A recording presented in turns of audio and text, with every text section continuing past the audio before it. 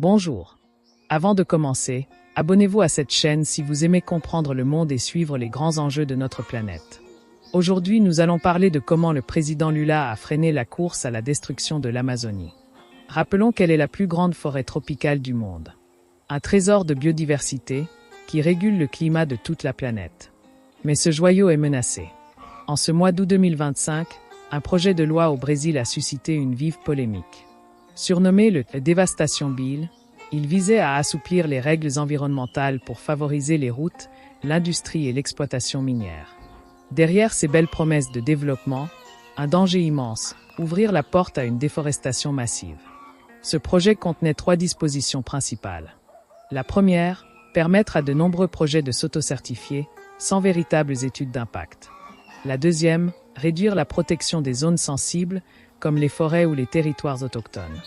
Et la troisième, accorder une licence unique et express pour certains projets dits stratégiques. Un système qui aurait court-circuité toute vérification approfondie. Face à la mobilisation des scientifiques, des ONG et des communautés locales, le président Luiz Inácio Lula da Silva a réagi.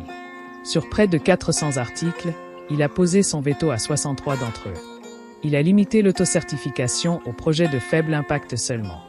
Il a maintenu la protection des zones sensibles, y compris la forêt atlantique et les terres autochtones. Et il a supprimé la procédure express pour les projets stratégiques à haut risque environnemental. Ces décisions ne stoppent pas tous les dangers, mais elles évitent une dérégulation totale. Elles offrent un répit précieux à l'Amazonie. Pourquoi est-ce si important? Parce que cette forêt n'est pas une forêt comme les autres. Elle stocke des milliards de tonnes de carbone. Elle influence les pluies sur tout le continent sud-américain. Elle abrite des millions d'espèces, dont beaucoup n'existent nulle part ailleurs. Et elle est la maison de peuples autochtones, qui en sont les gardiens depuis des millénaires. Mais l'Amazonie n'est pas seulement vitale pour le Brésil. Ses conséquences dépassent toutes les frontières. Si elle disparaît, le climat mondial basculera. La forêt absorbe chaque année près de 2 milliards de tonnes de CO. Sans elle, le réchauffement climatique s'accélérerait de façon dramatique. L'Amazonie crée aussi des rivières volantes. Des flux d'humidité qui apportent la pluie jusque dans les Andes, en Afrique et même en Europe. Sa destruction provoquerait des sécheresses, menaçant l'agriculture mondiale. Sur le plan biologique, perdre l'Amazonie, c'est perdre plus de 10% des espèces connues sur Terre.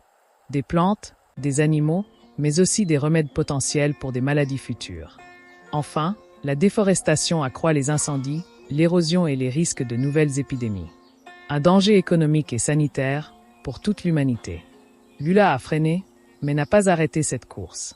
L'Amazonie reste convoitée par les industries du bois, de l'agriculture et du pétrole. Son avenir dépend de choix politiques, mais aussi de la mobilisation internationale. Car protéger l'Amazonie, c'est protéger notre climat, notre biodiversité et notre avenir commun. Merci d'avoir regardé cette vidéo et d'avoir pris le temps de vous informer. Merci également à tous ceux qui se sont abonnés à la chaîne.